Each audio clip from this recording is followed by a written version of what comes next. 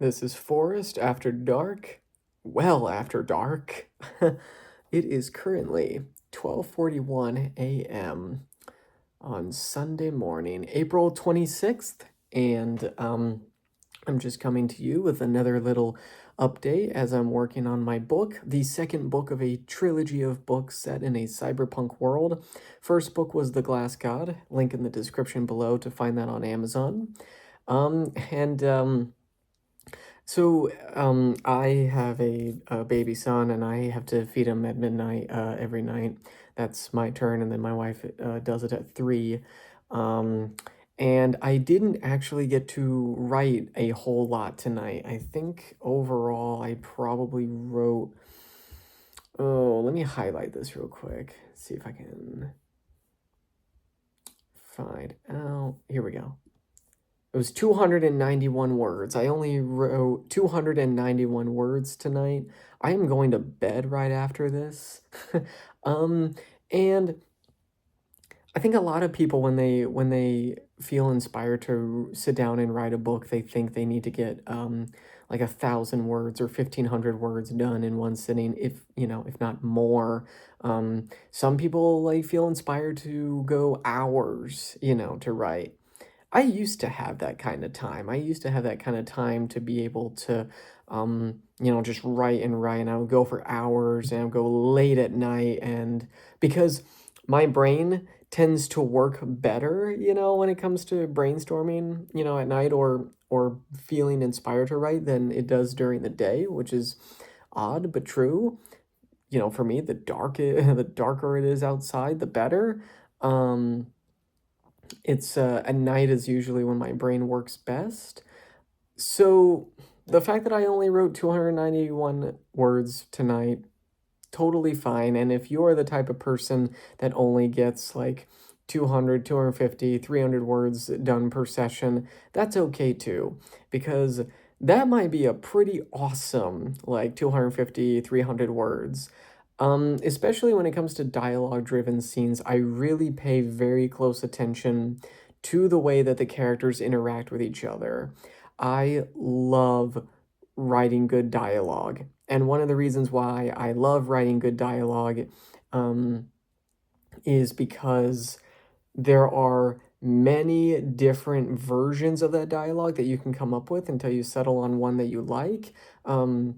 You can work on, it's almost like a tool, like it's almost like a tool you sharpen. You can sharpen dialogue to make it better. Like some of the best written shows out there, like Breaking Bad, Better Call Saul, Star Wars Andor, some of my absolute favorite shows where the writing shines so strong or so bright. Sorry, it's late. And I've been heavily inspired by those shows in the way that I write my stories, in the way that I write the characters' dialogue. I believe that in a book, you can still show, as much as you tell, you can still show a lot without telling too much. And as long as the reader is paying attention, they'll pick up on some things, even if the book isn't like just straight up telling you what the character is thinking or even feeling and stuff like that. And I understand books and movies, TV shows, they're very different art mediums, so therefore they approach the formula of storytelling differently.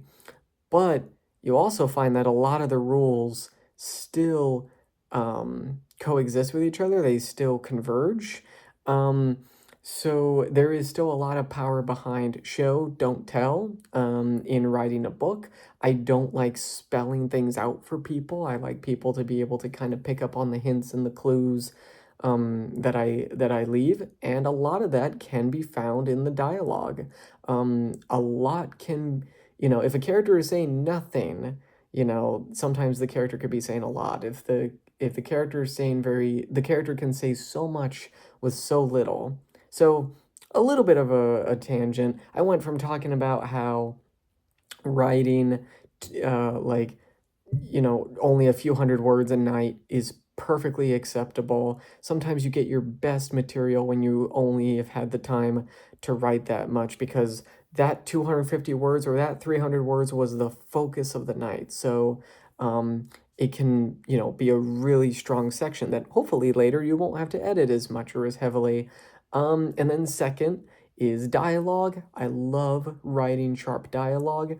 This book is much more dialogue driven than the first book was, and I pour so much effort, on each line of dialogue to make sure it's as strong and as sharp, and as cutting as possible.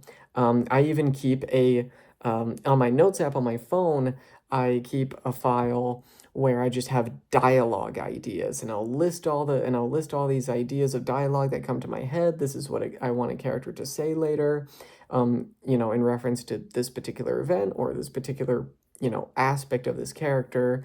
So I have a whole list of dialogue ideas for this book. Obviously, some of that dialogue might be edited and tweaked, over time. But yeah, whole list of dialogue ideas. If you're the kind of person that like gets hit with an idea at a random point of the day, especially if it's dialogue, write that down immediately. Take out your phone, open up the notes app, and write that dialogue down, because you might have something really, really good. You don't want to forget that. So yeah, anyway, that's all I've got for tonight. I'm going to bed. I'm really tired. I still want to get at least 7 hours of sleep tonight. Like and subscribe if you haven't already, and go back to the beginning where I started my journey through writing the second book of my trilogy and giving you guys little updates and writing tips every night. And see you next time.